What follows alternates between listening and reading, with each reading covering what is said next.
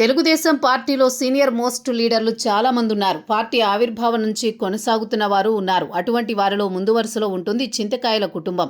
Ayyanna Patrudu TDP ఆవిర్భావం నుంచి పనిచేస్తున్నారు. సంక్లిష్ట పరిస్థితులు ఎదురైన ఆయన ఎన్నడూ పార్టీని వదలలేదు. పైగా పార్టీ పట్ల పూర్తి విధేయతతో వ్యవహరిస్తూ వస్తున్నారు. అందుకే చంద్రబాబు చింతకాయల కుటుంబానికి ఎనలేని ప్రాధాన్యమిస్తూ వచ్చారు. ప్రస్తుతం అయ్యన్న అసెంబ్లీ స్పీకర్గా ఉండగా ఆయన కుమారుడు విజయ్ రాజ్యసభ సభ్యుడిగా ఉన్నారు. వచ్చే ఎన్నికల్లో అయ్యన్న పాత్రుడు పక్కకు తప్పుకొని మరో కుమారుడు రాజేష్కు లైన్ క్లియర్ చేశారు.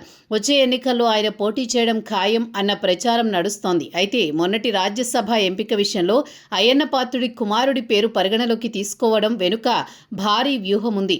ఆ వ్యూహాన్ని ఇప్పుడు అమలు చేస్తున్నారు ఎంపీ విజయ్. ఏకంగా రాజ్యసభలో జగన్ కేసుల విషయాన్ని ప్రస్తావించి సంచలనం సృష్టించారు. ప్రస్తుతం పార్లమెంటు సమావేశాలు జరుగుతున్నాయి. కొత్తగా రాజ్యసభకు ఎన్నికైన చింతకాయల విజయ్ తన ప్రతాపాన్ని చూపుతున్నారు. మంచి వాగ్ధాటితో జగన్ కేసుల గురించి ప్రత్యేక ప్రస్తావన తీసుకొచ్చారు.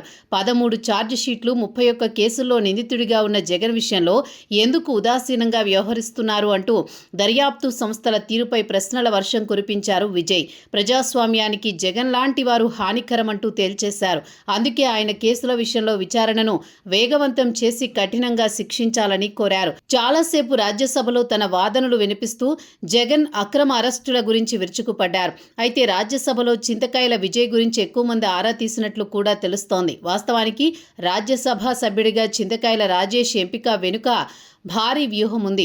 తండ్రి అయ్యన్న మాదిరిగా దూకుడు కలిగిన నేత. ఇప్పటికే లోక్సభలో కింజారపు రామ్మోహన్ నాయుడు, శ్రీభరత్ లాంటి వారు ఉన్నారు. మహిళా ఎంపీగా బైరెడ్డి శబరి గట్టిగానే రాణిస్తున్నారు. అందుకే రాజ్యసభలో చింతకాయల విజయ్ లాంటి వారిని పంపించి జాతీయ రాజకీయాలు అనుకూలంగా మార్చుకోవాలని చంద్రబాబుతో పాటు లోకేష్ భావించారు. అయితే ఇప్పుడు ఏకంగా రాజ్యసభలో జగన్ పాత కేసుల గురించి ప్రస్తావిస్తూ విజయ్ సుదీర్ఘ సమయం కేటాయించడం అందరినీ ఆకట్టుకుంది.